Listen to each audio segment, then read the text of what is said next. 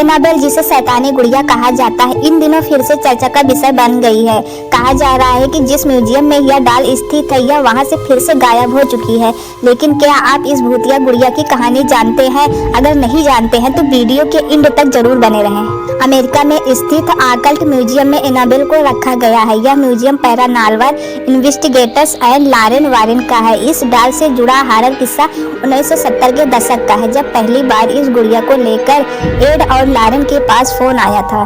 डोना नाम की एक लड़की को उसकी मां ने यह डॉल उसके बर्थडे पर गिफ्ट की थी। डॉल के आने के बाद कुछ समय तक उसके घर में सब कुछ ठीक चल रहा था, लेकिन कुछ समय के बाद उसके घर में अजीबोगरीब घटनाएं होने लगी।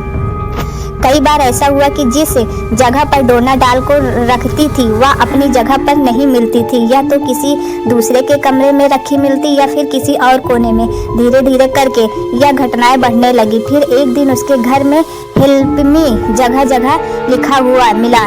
खौफ तो उस समय बढ़ गया जब एनाबेल के पेट पर खून के दाग दिखाई दिए। इस एनाबेल डॉल से बचने के लिए डोना और उसकी दोस्त ने कई बार इसे घर से बाहर फेंक दिया, लेकिन बार बार घर में आ जाती। हद तो तब हो गई जब इस डॉल ने डोना की दोस्त को मारने की कोशिश की। इसके बाद इन दोनों लड़कियों ने लॉरेन और एड से संपर्क किया। लॉरेन और एड ने अपनी जांच पड़ताल की और उन्हें पता लगा कि इस डॉल में एक बुरी आत्मा है। पहले लग रहा था कि इस डॉल में जो आत्मा है वह किसी छोटे बच्चे की है, लेकिन असल में यह कोई शैतानी आत्मा है जिसे किसी इंसानी शरीर की जरूरत है। इसके बाद एड और लॉरेन से इसे अपने साथ